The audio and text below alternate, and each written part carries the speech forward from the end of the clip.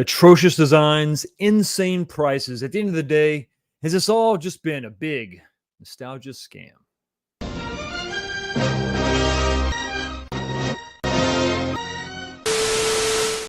What's going on, everybody? Welcome back to the channel. Another episode of This Week, the show where we talk about what happened this week in home arcades, episode 152. And I'm glad you're here. Thank you so much for stopping by and checking out the channel, everybody. What are we drinking tonight? What do you drink tonight? Let me know what you're drinking in the chat and in the comment section if you're watching this on the replay, at which I hope you're not at work and drinking. That's something I can't condone. We can't condone that here on the 19K Fox channel. We don't condone that. But what I do condone is having a sip with me tonight. Tonight we are back. We got a brand new bottle of Jefferson's bourbon. Always a go-to. Always one of my favorites. Probably my top. I guess if you're, if your knee-jerk reaction, you don't know what to get, and you see some of the just the straight bourbon, the cheapest stuff they make, you can't really go wrong with that. But I did notice that probably my absolute favorite, the one that I can, if it's on sale, I absolutely get, and that is the Basil Hayden Toast. That thing is skyrocketed. The price has really gone up. The sale price locally is like $55. Something's going on with Basil Hayden. Guys, what are you doing? It used to be so affordable. Well, I mean, it's so affordable, about $10 cheaper is where I could get it. But I saw that the list price was like $133. Somebody with the little sticker, the sales sticker, must have been going crazy, putting the wrong original pricing on, trying to convince you're saving some money. There's no way that is $133 a bottle. It's crazy. But anyway, tonight we're sipping on Jefferson's, hoping everybody's having a good time, and sipping on something equally as refreshing. Some stuff to discuss tonight. I've had a great week, a great weekend. Really, really close on the Neo Geo project. It is not behind me as of yet, but you can see, well, maybe you can't. I don't know. I've kind of made some space. I've reconfigured just a little bit, moved a few arcades down so that you'll be able to see Big Red. It's going to be like 4 arcades back. It's going to be really nice. I can't wait for you to see it. I'm very, very excited to get that thing done. I am literally just a home stretch. I've got the control panel on, artwork's done, just ready to reconnect everything, and then I got to work on the marquee. And that's it. That bad boy is going to be ready to fire up and hope that everything works as well as it should. Fingers crossed, right? Because remember, we had an issue with the CRT when I bought it and I got it home. It was fine when I bought it, but when I got it home, it was a little messed up. One of the reasons why, though, I've told you if you watched the last video that the monitor wasn't actually secured to the wooden frame around it. It was just kind of bouncing around, so no wonder the chassis suffered a catastrophic failure. But I'm sure that all is repaired now, and yeah, so we'll find out next week, actually in a couple days. Got to go out of town for a few days, Monday, Tuesday, should be back Wednesday from Chicago. Quick business trip, come right back, and then I can get back to work on that. So expect that video. Hopefully, if everything goes well, that video will come out Thursday. May even chop it up and give you a second video, maybe on Friday, just so I can highlight the installation of that lit marquee. But beyond that, you should see that whole thing completely finished this week. I'm very excited to get that thing done and play some Neo Geo because it's one of the greatest arcade cabinets, in my opinion, of all time. Definitely one of the most recognizable. Speaking of recognizable, one thing you need to recognize is that we do a lot of stuff here every single week, and one of those things, besides grabbing a drink, is answering a poll question. This week is no different. Jump on over to the chat section. You'll see at the very top of the chat is another poll question. This question, just yes or no, not a bunch of options for responses. Yes or no, which way do you fall? And I tried to make this specific, right? So do you consider Arcade1Up in 2024, this year, not the whole company, not all that they've ever done, but this year, do you consider Arcade1Up in 2024 a nostalgia scam, meaning they're using our love for something else to sell it? And maybe that's the way we got to start off this episode, by sort of defining nostalgia scam. What does that mean? I mean, nostalgia comes in many forms, many flavors. It may boost the sales of something, this or that, the other. But in this nostalgia scam sort of narrative, what I'm trying to say is basically without the nostalgia, without something else that we love, it wouldn't sell at all. So they're using that to sell this other thing. Do you believe that that is an accurate way to describe this company in this current year? We're going to talk about tonight, and not just Arcade1Up. We're going to talk about some other companies for sure. They're not the Arcade1Up is not the only offender, not the lone offender. Maybe the most egregious, maybe, but maybe not. But let me know in the comments section what you're thinking about that 48 votes so far. And it's skewed one way for sure, but I'm interested to see at the end of the show tonight where that shakes out. We're going to let that run the entire show. I want everybody to consider it, think about it, listen to what we're talking about tonight, and then jump in there and cast your vote. Let your voice be heard. Speaking of voices being heard, people stopping by in the chat, we got to talk about the top 10, the first 10 comments in the chat. Let's go ahead and talk. Scroll up. There we go. We got a lot of them. Number one coming in, Wrights Retro Arcade coming in the number one slot. Thank you so much for being here, buddy. Good to see you. Let's go. When are we going to see the Nova Blast? You're going to hear some more information about the Nova Blast coming up very, very soon. If it all works out the next few days, complete information, all the final details, everything will be revealed. It's exciting. It's an exciting time for that product, and everybody that has pre-ordered, you need to know all the information that's out there, and we've got some good news coming your way. So give me a couple days to get that all together and get out to you, and hopefully it will answer all of your questions. Coming in number two is Frank D, drinking another glass of Bullet tonight. Back to work tomorrow. Well, it better just be a glass, right? You can't have more than one glass. Maybe two. But if you have two, you go to bed early, sir, and you don't risk it. You don't risk it. Coming in number three is Sir Sega. What's going on, buddy? Yo, Fox, cheers. I was hoping for a Nova update. It is coming very soon. I wish Unico would keep their customers up to date. I never even got an email about the initial delay. A simple email would be nice. I agree. Let me just say this right off the bat. I communicate with them. I talk to them. I encourage them to communicate as much as possible. And it's not for a lack of caring for the customer on their part. They're trying to make sure they have the most accurate information, the best sit rep to give you. And sometimes that's difficult to have when you're talking about overseas. Now, listen, this is not a problem that's specific to Unico. Everybody has this problem, and they could definitely do a little bit better. I'm working with them to try to get that information out to you because I believe in this product. I think it's pretty cool. I think it's something unique nobody else is doing. And I think that if you, on faith, pre-order this thing, you need to have all the information possible. And we're going to get that to you just in a couple of days. And yeah, I agree. You should get some emails out there. But if nothing else, maybe I can help get the information out, just facilitate that a little bit faster. So look for a video coming up very shortly. Hopefully, I'm waiting on some information that I should get tomorrow. I can put that together for you for sure. Coming in the number 4 slot is Angelo P. How you doing, buddy? Good to see you. Good evening, Fox and chat. Looking forward to another great discussion and show tonight. My drink is poured and cold. And Angelo P., you are one of the winners from the 10K live stream, the 10K giveaway. Some of that stuff is shipped out. I'm not sure if yours is on its way yet, but I got to make sure that I get those tracking numbers to you. I know I gave everybody the information that their order has been placed, but with Teespring, the way that works is you put the order in, and you have to wait for them to print everything out. So it's not like it's sitting on a shelf ready to go. So be patient with me. I know that there's 2 people that have already, their stuff has, their stuff has already been sent out. I'm waiting on the other 4 to get that thing going. As soon as I get that information, I'm going to try my damnedest to make sure I sent that out to you. Throat's a little dry. That definitely hits a spot. But thank you so much for being here, Angelo. Always a pleasure to have you in the chat. JJ coming in the number 5 spot. What is going on, buddy? Hey, 19K Fox. I just configured a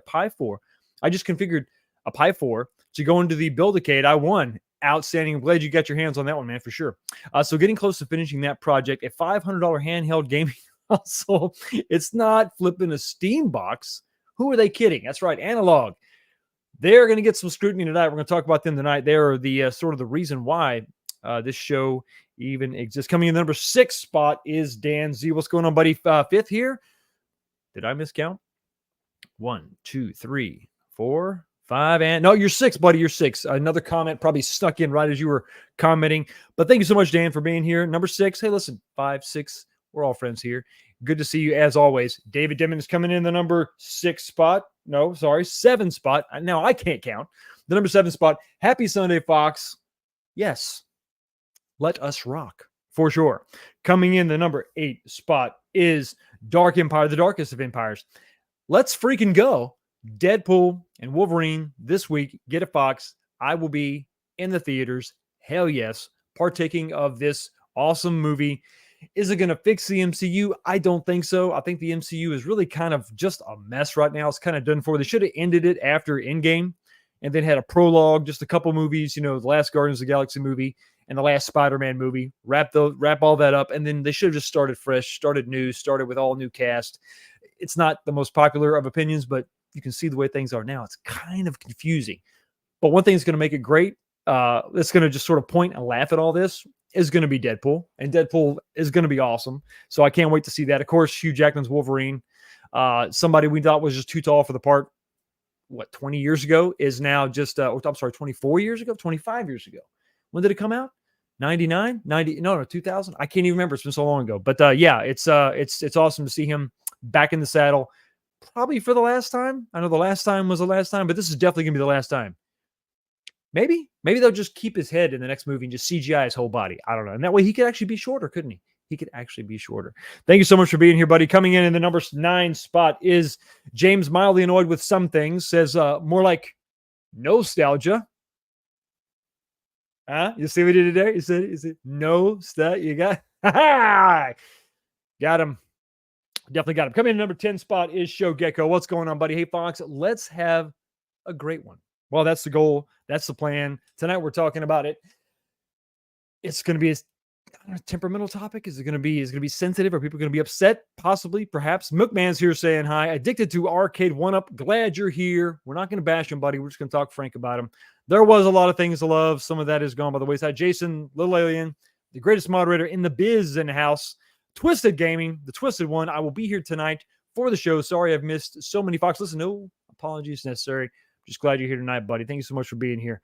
F-O-X. That spells Fox. That's just my name. There we go. Gramps Arcade is saying hello, Mr. Clutch. Coming in clutch as always. Danny Powers. Badass last name. Or just handle. What's going on, Gallagher 88? Hello, Kenobi. There we are. Scrolling down. Jim, the Pacers fan. John J is in the house, stopping by just to say hi. A Tran fanatic, hopefully getting the cars all fixed and good to go. My second cup of dark roast black coffee. There you go, buddy. Everybody's drinking. I'm not going to criticize or critique what's in the glass. Sit back, relax, and enjoy the show. Huge success, Gil. Trump triumph or die. Could have been a whole different scenario. Bringing in politics. We're not going to do that on this show. Thank you so much for being here, everybody. And as always, I appreciate you being here. And nothing says love like a $2 super chat from the Twisted one himself, Twisted Gaming TV. Welcome to the authentic MVS Arcade family. Yes, it is a hell of a thing. I'm a proud owner of a multi-video game system, and I can't wait to get it done. Can't wait to share it with everybody. Can't wait to game with everybody, and thumb my nose at all the emulators out there. No, I'm not going to do that. But yes, thank you so much for being here, buddy. As always. I love you, but you know where you're going. You're the first one up. That means you got to go down to the pit. Finish him. Molina wins. Flawless victory. Fatality. Night Shadow is here. Zero Redux is here. PD7 spitting out the knowledge, the wisdom, the guidance, the great suggestions, like maybe smash a like button. It's a great thing to do. I appreciate it, buddy. Thank you so much. Tammy G, always great to see you, my dear. Thank you so much for being here. All right. We got Doug Wynn for the win. One of the badass images of all time. I love your icon there. Biggie D is in the house. What's up, buddy? Good to see you as always. Brooklyn, the menace. Nah, I don't believe it. Not a menace. Not a menace. Maybe a mild annoyance. Provolone Joe is in the house. So, guys, we got to start talking. Let's go ahead and slide into. We got our drinks. We talked about the poll. Let's go ahead and dip into that first topic. The first topic is probably the main topic tonight. Going to need a lot of you to kind of jump in and tell me what you think, but I don't think that's going to be a problem for you. We're going to talk about an overarching problem. Maybe. We're just going to have a discussion. I want your thoughts. I want your input. I've got some thoughts, some things we got to discuss. And basically what we're talking about is the nostalgia scam. Now, I'll talk a little bit about what actually prompted this whole discussion. That's a separate thing. But I wanted to obviously talk about Arcade 1-Up. That's kind of the hot topic for right now as far as the home arcade community.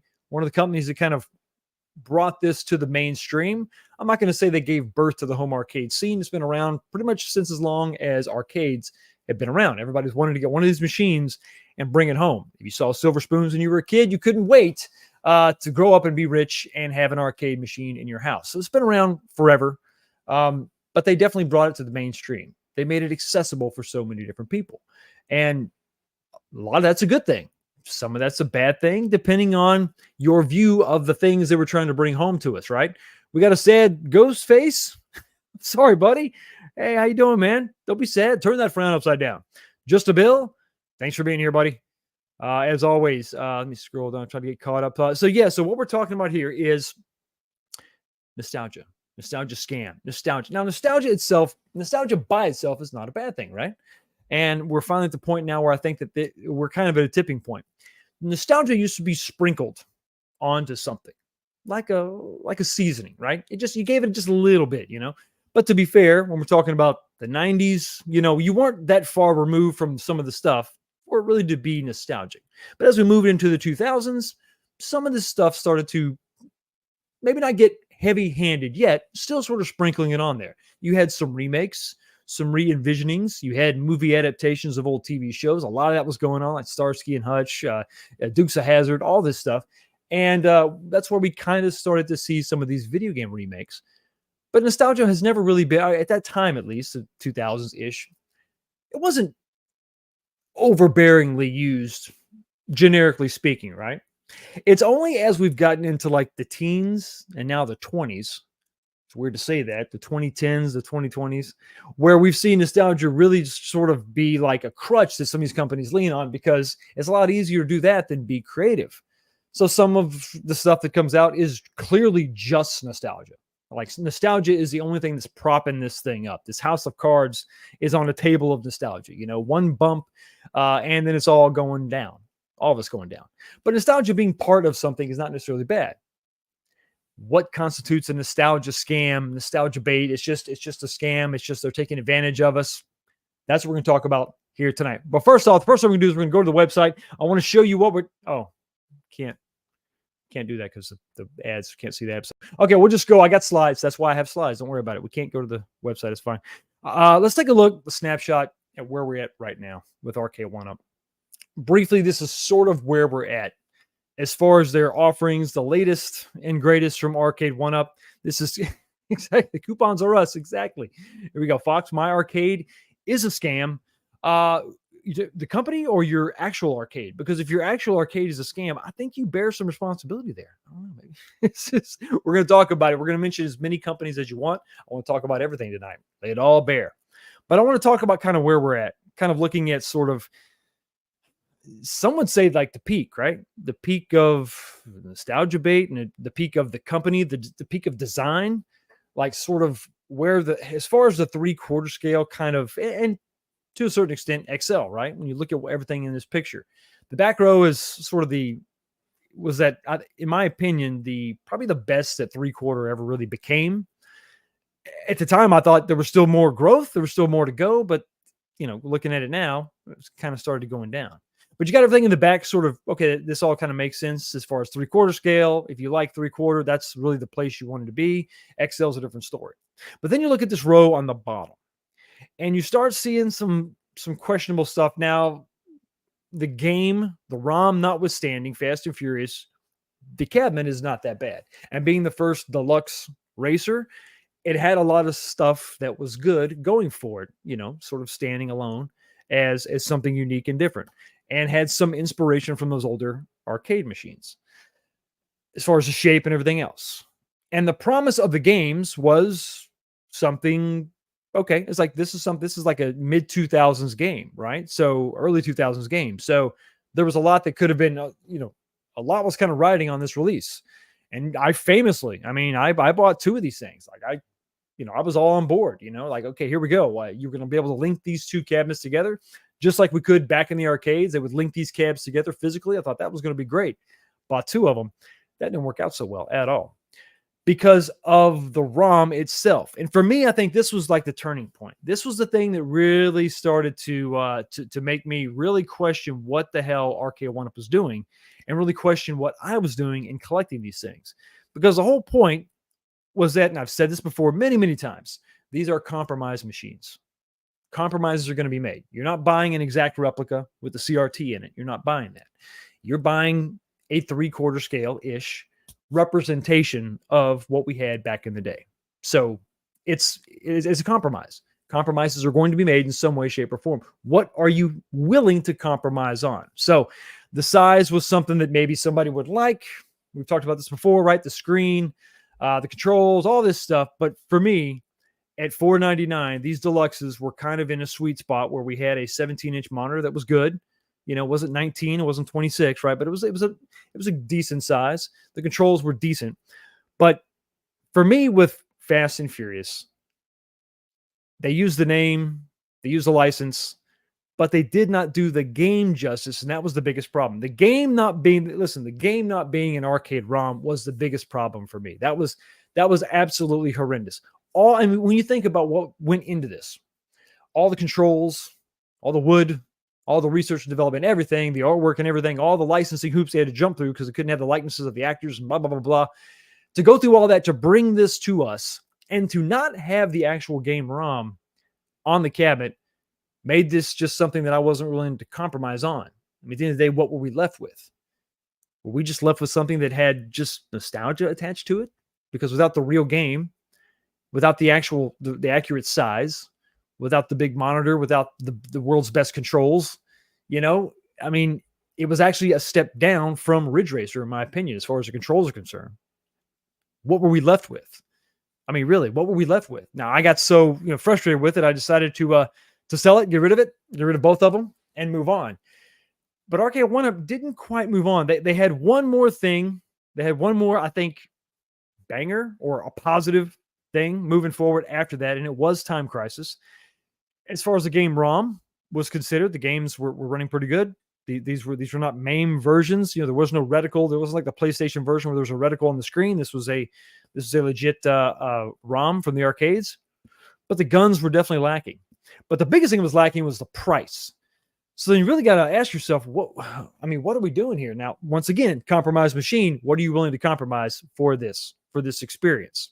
And I think that for me, it just wasn't worth it for the price and for the lackluster guns, the mechanic. A lot of these things, that's part of the feel, and what makes it fun is the gameplay and the actual guns that you're using, right? These controls. It's different when you're talking about a subpar joystick and a subpar button versus a subpar light gun with a bad recoil mech. It's just not going to work. It's just really not that good. Are you talking about Time Crisis or Fast and Furious? Because a lot of people love Fast and Furious. I mean, a lot of people, the thing that came out is something that people just enjoy. I'm not trying to take away from that at all, Gramps. I hear you. A lot of people like it. But for me, it just wasn't arcade accurate and something I wasn't willing to compromise on. And it made me question what am I buying? Just some kind of thing that had nostalgia attached to it. And for me, the game just wasn't old enough to really, to pull that off.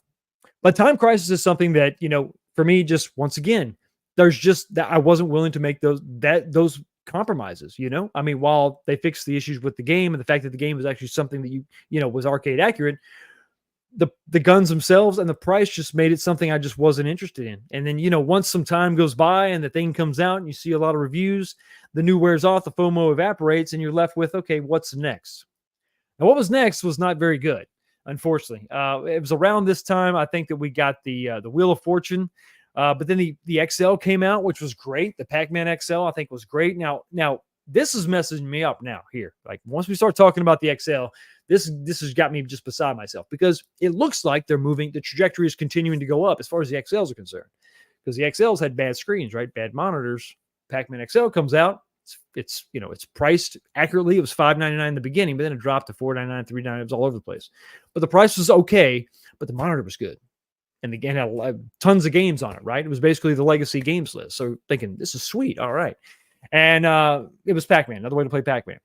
So the trajectory for that was going up, but the 3/4 scale stuff, in my opinion, just kept going down. We had the Casino-cade, which we'll talk about that in a little more detail.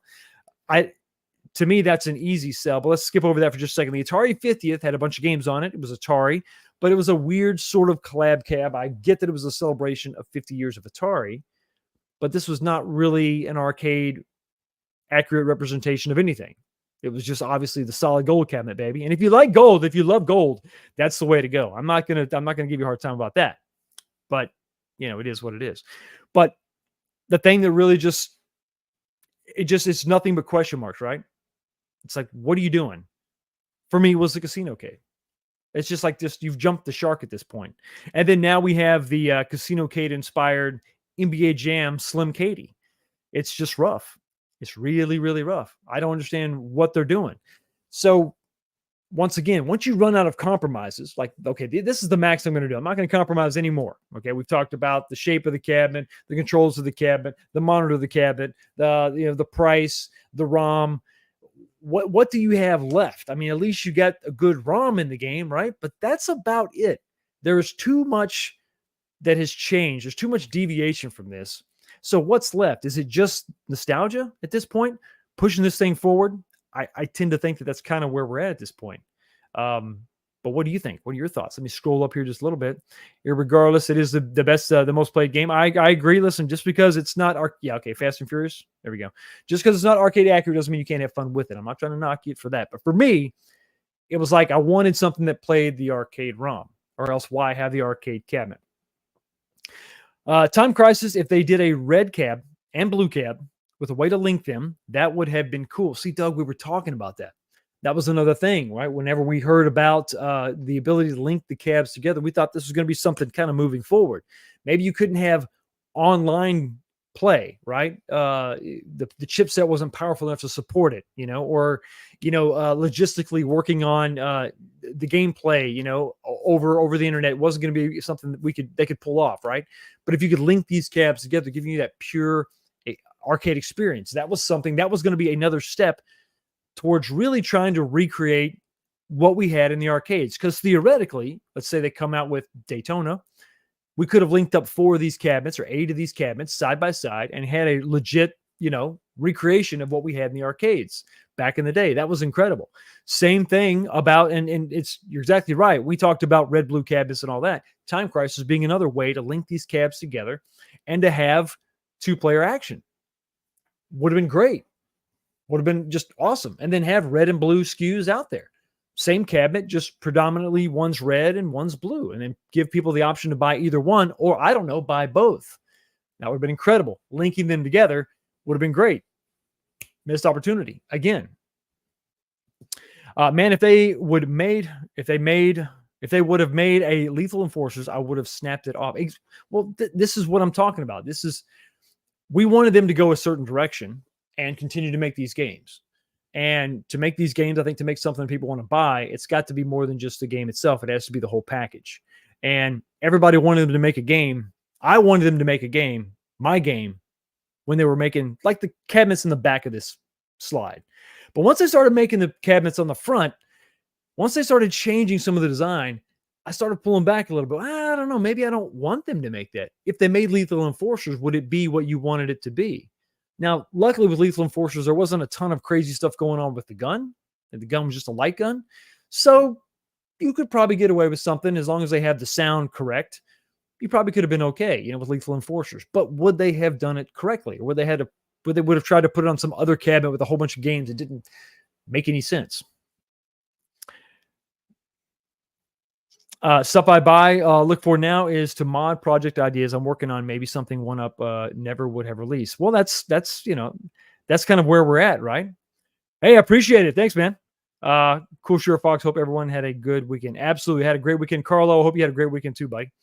So yeah, talking about sort of where we are and where we are now, right? This is where the line kind of separates for me.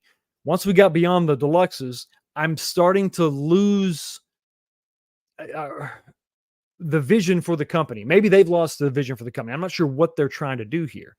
But if the idea from a business perspective is just whittle all this stuff down to the lowest common denominator, the cheapest thing to produce, then what are you left with? You see where I'm going with this? A lot of these companies out there that are producing the cheapest thing possible, but just going to slap a Street Fighter sticker on it. What are they really selling? A quality product? Or just nostalgia? But we've been through this before. Let's go back and talk about the 15 different form factors. Good God, never have there been so many ways to play Pac-Man in our lives. But remember, we talked about this for years at this point. They took these games and put them on everything, and they gave you every different way to play this, from projectors to couchcades to giant joysticks. I mean, stuff that just didn't really work. Everything you possibly imagine, right? Different sizes and shapes and all these different ways to play these games. They were at least trying. They were giving it a shot, but a lot of this stuff was really just like a cash grab, in my opinion. So it's not like Arcade One Up has been just impervious before, and now they're starting to slip. They've shown us this in the past with some of this cheap crap, just slapping a brand on a piece of plastic and calling it a collectorcade is not going to do it. And it's really a damn shame that they even considered that. It's just not. It's just disrespectful to the brand you're representing and to the customers you're trying to market to. In my personal opinion, that's just my 2 cents, right? If you go, Resident Evil would be a good nostalgia game and also good for business. There's a lot of games that they could do. A lot of things they could do. A trend. You got to try Fast and Furious then. Let's try this again. Ridge Racer is one of my favorite Arcade One Up cabinets I own behind Star Wars. There we go. Ridge Racers I liked Ridge Racer. I really did. And I think that was kind of back in the day when they were trying to accurately represent these games. And they were focused, I think, a little bit more on the gameplay mechanic and recreating that. Could have been with some of the leadership they had back then. But still, nostalgia plays a part. But I don't think it was the only thing keeping those cabinets together. I don't think it was the only thing keeping those cabinets afloat. These are some of the, some of the laying the foundation for the company. What should have been the foundation for the company moving forward. But they seem to have lost some of those lessons that I thought that they learned for sure. 19K Fox, when you're referring to your game, would that be AVP? Great game, I have to agree. AVP is definitely one that I would have loved to see. Well, back this whole thing up a year ago, maybe a year and a half. Absolutely would have loved to see them pull off a Big Blue an XL, Big Blue 3-player with AVP on it. I had a list of 3-player games. You could have had Cadillacs and Dinosaurs and all this stuff. And I know I hear licensing, blah, blah, blah. I get it. But we're talking about games that we wanted to see them do. And when the direction of the company was going up, I think everybody wanted to see it because we thought we were going to get some quality. To me, it wasn't just they were sticking a name on something, a piece of plastic. Oh, here you go. No, it was something that I thought was actually decent quality. XLs were like, all right, that's the goal, right? We can go ahead and sell. I sold my Star Wars thinking for sure we're going to get a Star Wars XL. There's no way. This is a no-brainer. It's super easy. They already have the license. Just make a bigger version without a riser. Man, I'm sold. It's going to be great. That didn't happen. And yeah, AVP is definitely probably it's probably my favorite. I mean, I love beat 'em ups, and that's just the coolest. A couple of the coolest different franchises from the 80s and 90s, so I absolutely love it. But I was hoping that they could maybe lock down some kind of a Neo Geo license. I would love to see more Sega titles. There was some stuff that I absolutely wanted them to do when they were making good cabinets. But when you look at what they're making now, God, man, I don't know that I would want them to touch it. I'll be like, no, because then you're torn, right? If it's your favorite game, then you're like, oh God, I gotta have it. It's my game. It's my favorite game. But then it's made out of, it's made out of 1/4-inch plywood instead of 1/2-inch plywood, or it's in a god-awful Slim Cady shape. You're like, oh man, I don't want this. I mean, I want the game. I want to support the official release of my game, but I just don't want that. I don't want that company to do that. And that's not where we were at. Some people always hated Arcade One Up. Some people hated the company from the very beginning and thought it was a nostalgia grab from the get. I understand that. I totally get it. But I wasn't one of those people. I liked where they were at. And you have to admit, from where they began up until the Deluxes and Pac-Man XL, the trajectory was up for this company.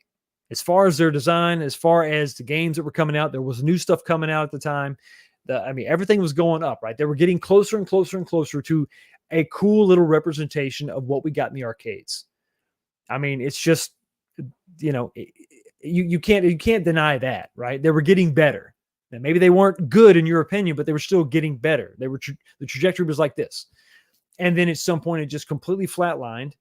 And now we're at the point now where I think we're actually going down as far as quality, as far as the titles, the stuff that they're coming out with. Not only are they the same games, but they're going cheaper. But the prices are staying the same, aren't they?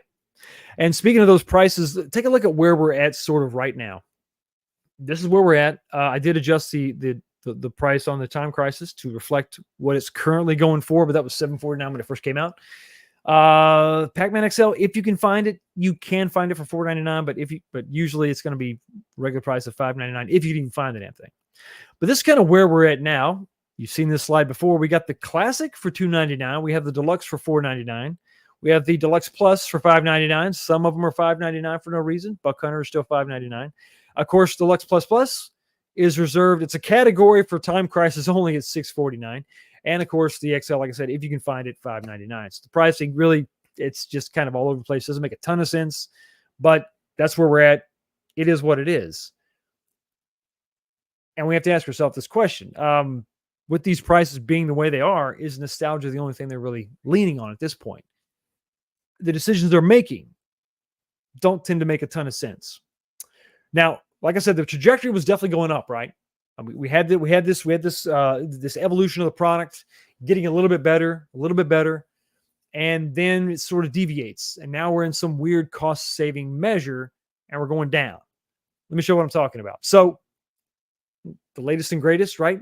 The latest rumor mill, based on some of that shipping data, the import data, is this mashup cabinet. Now, the way I would have thought this should have gone, I think maybe the way you thought this was going to go, based on what the company has done in the past, was you take the Baby K, the classic version, the peasant version, whatever, and it gets its deluxe counterpart, which is what we have.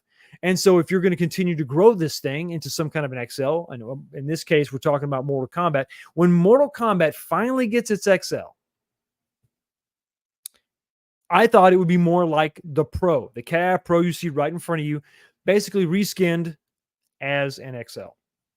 I'm sorry, reskinned as Mortal Kombat, and then not having some of the stuff that made it Pro, but making it an XL. So you lose the subwoofer, you lose those nice speakers, you lose the push button coin door. You know, it's just lit up, or it's not even lit up, it's just a regular coin door. But basically, size-wise, you just continue to scale this thing up, slap a nice 19-inch monitor in it, and you're good to go. The shape was already there. Instead, we see them making the weird decision of making a combo platter, smashing two games together that don't make any sense. And for me, this does not make any sense. So why in the hell are they doing this? I mean, what's left? What's out there? I mean, you're trying to make the most of the franchises you already have. So let's just take two random games that we already have and just smash them together and put them on the same cabinet. Now, maybe this is totally wrong. Maybe this information is bogus, and we're not going to get that. We are going to get a true Mortal Kombat XL. And if that's the case, well, maybe the trajectory that was going down is maybe going to bump up a little bit, or maybe just go flat, right? But if this is what they're coming out with, you have to question the motives of what the hell they're doing. Why are they making some of these decisions that they're making? Why aren't they going after new licenses? Why aren't they seeking a better, more accurate representation of an arcade cabinet? It's because those aren't their goals. The goals are not to buy new IPs and lock down new licensing. The goal isn't to make a better cabinet. The goal is to smash crap together like this, or to find new ways to bring back some of these old form factors and get people to buy the same games in just crappier, cheaper form factors. And listen, the Slim Katie is a perfect example of that. I'm looking at you, NBA Slim Katie, right there. It's a perfect example of cutting corners, maintaining the same price, and hoping people will buy it. Based on what? Based on nostalgia. Yeah, pretty much. Pretty much. Hey, Angelo P., I will be in Vegas for CES for work, so I will, of course, go and check them out. I don't know who you're talking about, but it ain't going to be one up, that's for sure. Someone inhaled a little too much and said, Mortal T. Mortal T, exactly. Just curious if the Wheel of Fortune Casino K Deluxe made them any money, and why was that game made? It was absolutely made for just brand recognition, brand tie-in. Once again, the cheapest thing they could possibly make. Remember those early renditions or renders that we saw? It was a partycade with a lever. And so you had this slot machine mechanic. They eliminated that completely. Took the partycade, just built this just very generic stand to put it on. Got it up to that 3/4 size. Went from a 17-inch screen down to a 10-inch touchscreen, which, okay, great. And then another smaller little 8-inch screen, that did nothing, and then horrible lights just kind of on the sides. But the thing that sold it, if it's so, I know it sold, I don't know how well it did, was the brand recognition, the tie-in to Wheel of Fortune. That's it. Take that away, and this is dead on arrival. This sells 0 units. Nobody would give a crap about this. If it just said generic casino game, if it just said casino on it, it would not sell well. It was Wheel of Fortune. It was that tie-in. Wheel of Fortune had a freaking commercial showing this thing off. So it was a brand tie-in. That's all it was. That's all it ever was going to be. And it's the only reason it actually sold what it sold. That's the only thing I can think of. There wasn't a big outcry from the community about having a casino cade. They were trying something mass market. I don't know how it worked. I really don't know how it worked. I'd love to see the sales numbers, just like you. I'd love to see it. The class of 81 pub table might be cool. Possibly. It's all about execution. I'm curious to see how it's going to work out. I'm not against every single different variant out there. I like the counter cades. That's not arcade accurate at all. But for me, it was a really cool way to kind of get that same feel for a much smaller size and a much, much cheaper price, in my opinion. And cutting 20%. Exactly. Don't fart through the U may blow over the you may exactly. It's not the sturdiest thing in the world. Prince Vinny 007, what's going on? They just making crap. P Mortal T. P Mortal T. Golden Combat. Dun, dun, dun, dun, dun, dun, dun, dun, dun. Exactly. So I think that at this point, it's difficult to understand the decisions that the company's making. And I think at the end of the day, if they're going to continue to bring out stuff like the Slim Katie, it's going to be just nostalgia that's selling this. But let's talk about one of the reasons why I actually went after that. I got latched onto this topic and started thinking about it. And it was the company Analog. The company Analog, if you're not aware, is a company that uses FPGA to recreate hardware so that you can play your software games, your cartridges and all that on a machine that will emulate or simulate the actual hardware. So this is different than emulation, software emulation, where using software, they try to recreate the console that the game's played on. And it's not perfect. It's not good. There's problems. There's issues. Analog is one of the ones that have really kind of made some premium machines. You know, there's been some other games out there. I forget what they were called, the Retro something or other. And they had like 5. I remember there's one that was like the Retro 5. I can't remember what it was. I meant that's the exact name or not. But it would take like 5 different. There was like 5 different slots of different cartridges. It would do a decent job of recreating some of that stuff. But basically, it was really just using software, not a lot of hardware. But Analog came to the scene with something that they have set-top boxes, they have consoles that plug into your TV, but the Analog Pocket I think has been the most popular. Yeah, there we go. The Retron. There we go. The Retron 5, not the Retcon or not the RetroCon, the Retron 5. Thank you. I appreciate that. Thanks, Frank. But Analog is really their Pocket was something that would stimulate a lot of different hardware, a lot of different handheld games from back in the day. Game Boy, Sega Game Gear, Atari Lynx. I mean, they made all these adapters for this thing, you know? And so you could play those old cartridges from back in the day on this one machine, this one handheld that is really pretty nice. Now, the reason I think that a lot of people are into this is because it is a handheld, because those cartridges are probably easy to buy. From back in the day, they tend to remain fairly cheap because they weren't the highest end version of the game itself. Usually, those reserved for a console, the big console that plugged into your TV. And handhelds are just cool. There's just something about it. When the first Game Boy came out, it set off this craze, much like the NES came out. You know, when it came out, it reignited the whole arcade industry, really, or not arcade, but the gaming industry, home gaming for sure, console gaming. It's like kind of like I'm not going to call it the Godfather. The Atari 2600 is the Godfather, but it's really the thing that popularized home video games. I mean, bar none, right? So this thing is really, really pretty cool. It's really nice. And as soon as they come out, they freaking sell out like crazy. This is their regular model. Comes out, it's $220, gone instantly. They come out every so often with wild ass colors that sell out instantly. They had a glow in the dark version, sells out instantly. They had clear, translucent purple and blue and yellow and gone. They sell out instantly. But the only one that hasn't sold out instantly is what they just came out with. And this is a full-blown, all aluminum analog pocket that is more than twice the price of the standard version, which 220, right? 220. And then you got these retailing for $500. Now, this is what I pulled up today. As of right now, these three are available. The Indigo is sold out, which is insane to me. $500. And they actually sold out of one. But that just goes to show you how people are just into this.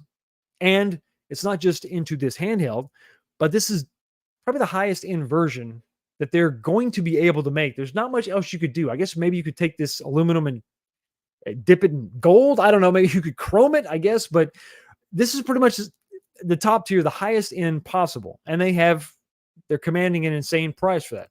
But the question remains, is this just nostalgia bait, nostalgia scam? Are they ripping people off by doing this?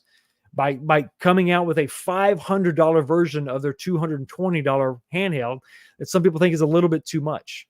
Yeah, get an Ambernick. Exactly. Yeah, some of the games too. They made a ton of adapters that would play all this stuff. It's pretty cool.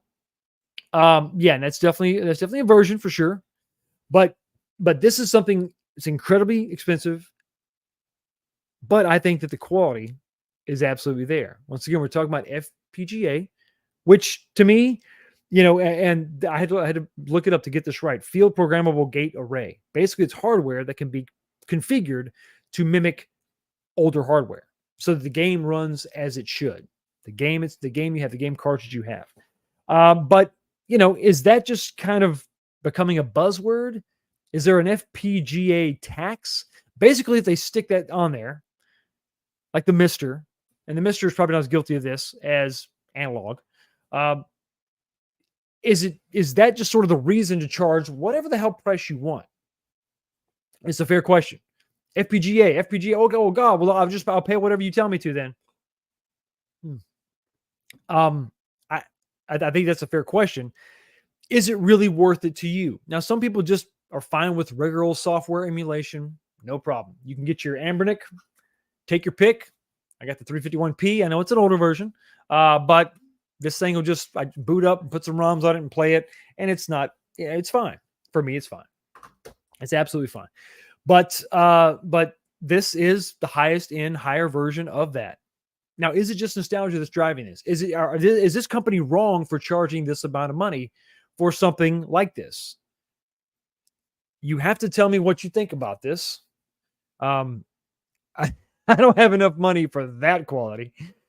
You have to let me know what you think about this. Where's Jago? What is your comment here? Aftermarket aluminum shells for the pocket cost $200. You have to mod your system. $500 is not a bad price for this. They offer a $220 plastic version, so get that if you don't want the $500 version. They also make all aluminum shells for your Game Boy SP, the Game Boy Color, the Game Boy Pocket from back in the day, and even the original Game Boy itself. There's companies out there that make custom milled freaking aluminum shells for these old consoles. There is a market for this. There's a lot of modders out there that are dying to get their hands on these shells. And I'm talking about these shells. You go to these companies, right? That they post a link. Hey, listen, go and check this out. Here's an all aluminum case for your old Game Boy SP or your Game Boy Advance. And you go there thinking, oh, let me check it out. Freaking sold out. And it's like $100, $150, for some of these kits. Very, very expensive. And it's just a shell, but it's the quality. Look at your iPhones. I mean, Apple has made a freaking $1 trillion. Well, they're $1 trillion company. They made more than that. They've become the most powerful, company in the world because they're selling style. They're selling, not the most advanced stuff in the world, but they're selling style and ecosystem. Everything's plugged in and connected. So people are willing to pay for quality. So in this case, I don't think, and I guess I'm going to kind of go with Worst Jago on this one. I don't think that this is just a nostalgia scam. Nobody has to buy this stuff. And I think that this is the highest version of what they can produce for people that just want the best of the best. There is this version, if you can find them. Oh, damn. I mean, if you can get your hands on them, you got to pay attention. You got to get on their email list because they sell out quick, right? But they're there. 200 is still a lot, right? It's not cheap.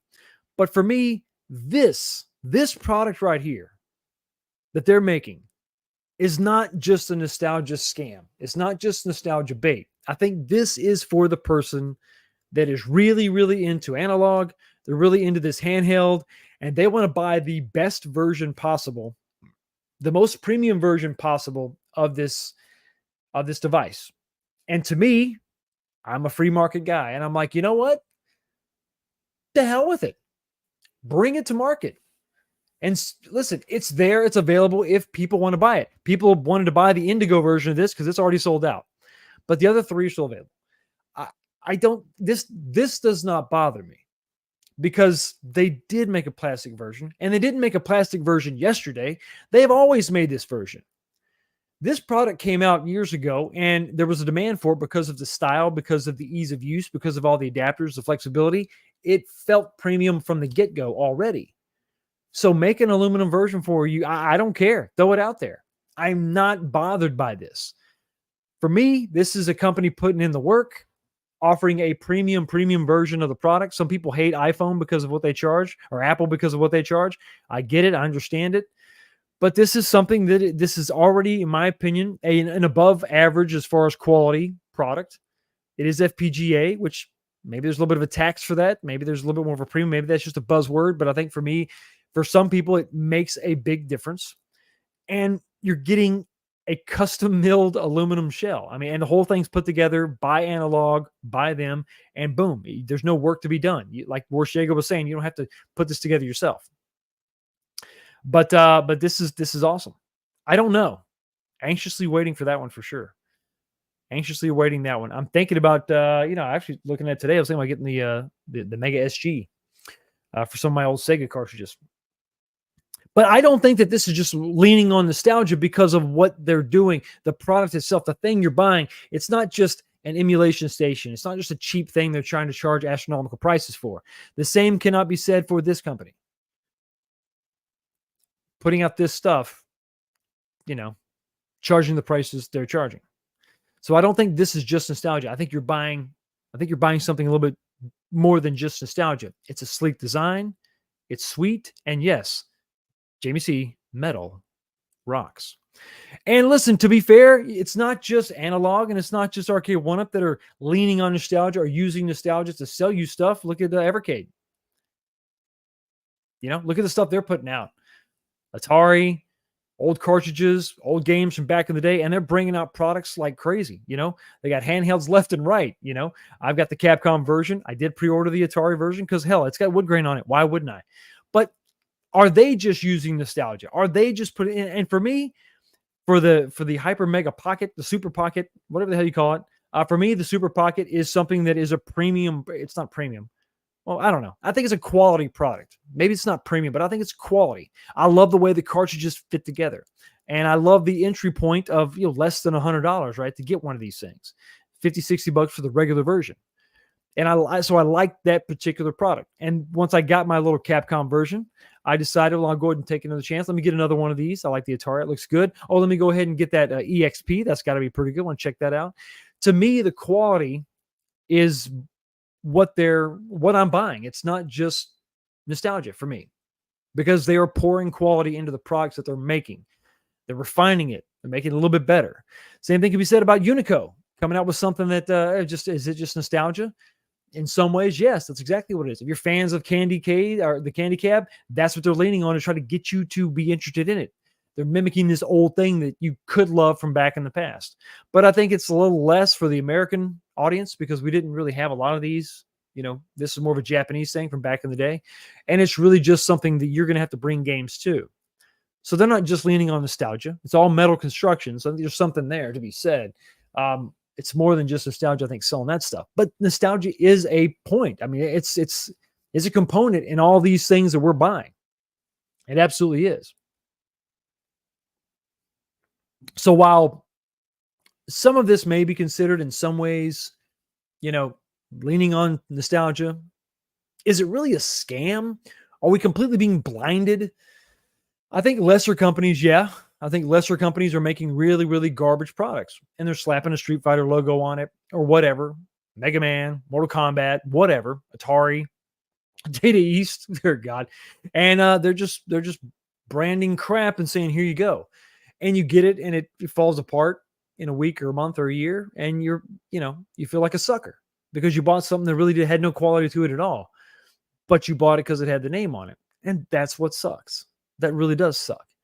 So while analog is definitely pricey, I don't plan on buying one of these.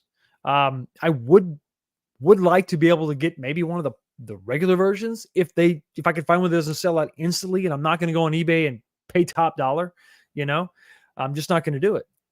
But I don't think the thing that separates it from being just a nostalgia scam is the quality that's being poured into the product itself. So the product itself stands alone. So something like an analog pocket, not a problem for me. And some of these arcade one-ups, when priced correctly, are not a problem for me. So let's do a little exercise here real quick. I want to take your temperature. I want to ask you a question. I want to reach out to you. And I want to reach out to one person right now in particular, Ezekiel, the Chicago Retro Ranger. And I want to say thank you for this $5 super chat. Thank you so much for super chatting and supporting the channel, buddy. What's up, brother? Hope you're having a nice weekend. Cheers. Cheers indeed, buddy. Thank you so much for your super chat. And thank you so much for stopping by. Got to give you something a little bit special. Here you go. Can't you do any better? This is the Overlord!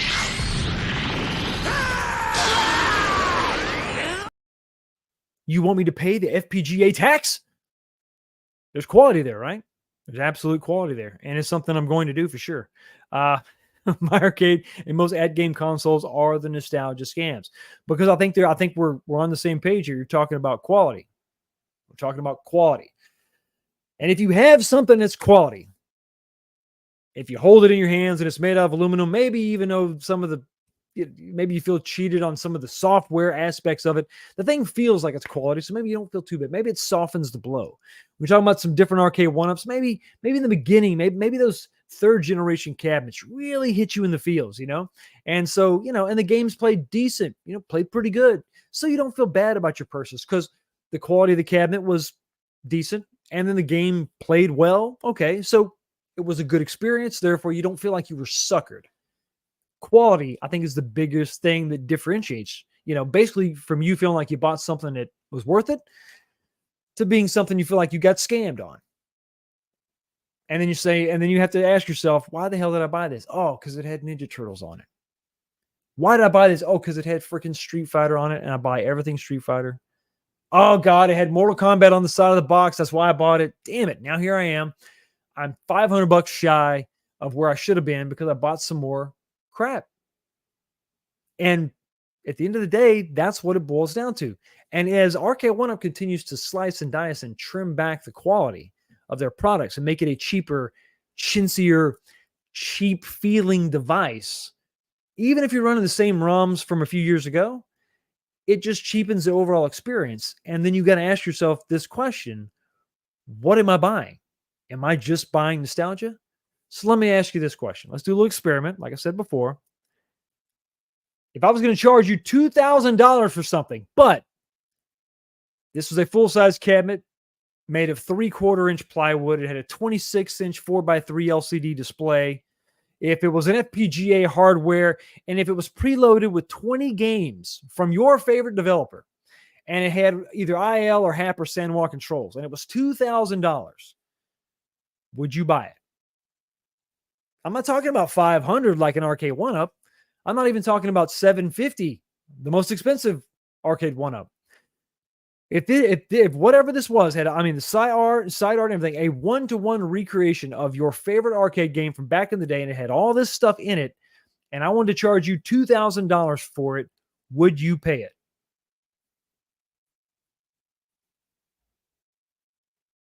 We got a sold.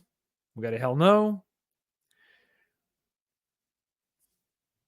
Think about a legacy cabinet of your favorite publisher, but it had all this stuff built into it. $2,000 is a lot of money, but if you're trying to sell me a deluxe cabinet for $2,000, I'd laugh at your face.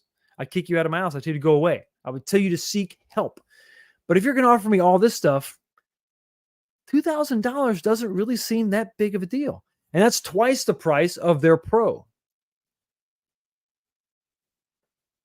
So at the end of the day, I think if you want people to believe that they're buying something that is substantial and actually means something, and maybe something that isn't just nostalgia bait or nostalgia scam, or if you're trying to decide for yourself what's a nostalgia scam, what is something they're just really just relying on the brand and the name and something that's going to matter and mean something and it's got some quality, I think quality is actually it. Because if they make something that really lives up to what we remember in the past, whether it's an arcade, whether it's a game, whether it's a product, device, a toy, or whatever, if it's a good recreation made with a lot of care, attention to detail, and most of all, quality, price kind of becomes the least of our concerns. Would you look at that?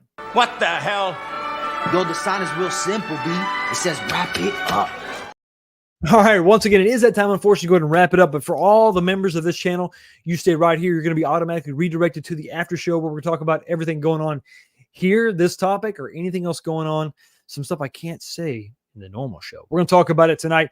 Before we go, I got to talk about the poll question. All right, here's the poll question. How many votes did we get? 130 votes. Not too shabby. Let's go ahead and shut this poll question down. And the poll question, for those of you who were just joining, I'll give you one more second to answer. Do you consider Arcade1Up in 2024 a nostalgia scam, using our love for something else to sell it? 5, 4, 3, 2, 1. Going to go ahead and kill it. And with 130 votes, waiting for the total. Come on. There we go. With 130 votes, 64% of you say yes. They're just relying on something we love from our past to sell the thing that they're trying to sell to me today. And that's not good for Arcade1Up. And that's not good for the community overall. Because I guarantee you, if I took that same poll question and I had you answer that 2 years ago, I guarantee you that those numbers would probably be reversed. Instead of 64-35 yes, it'd be 64-35 no. Some of you be negative. No, there's no way. But I think the overwhelming majority would say, no, man, they're making a good thing. This is cool. This is something new. They're coming in. They're making better stuff every day. Every time they come out with something new, it's better.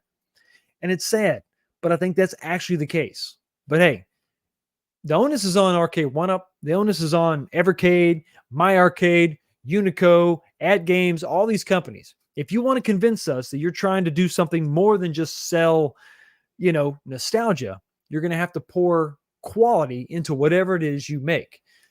That may be going after better licenses. That may be going after thicker wood, maybe better controls, maybe better side art, maybe more options for the customers, more games built in, something. But at this point in time, Arcade1Up should be going up. But unfortunately, I think they're just going down. Anyway, everybody, thank you so much for stopping by and checking out the channel. Have a great week. Have a blessed day. And I will see all of you right back here next time. Peace.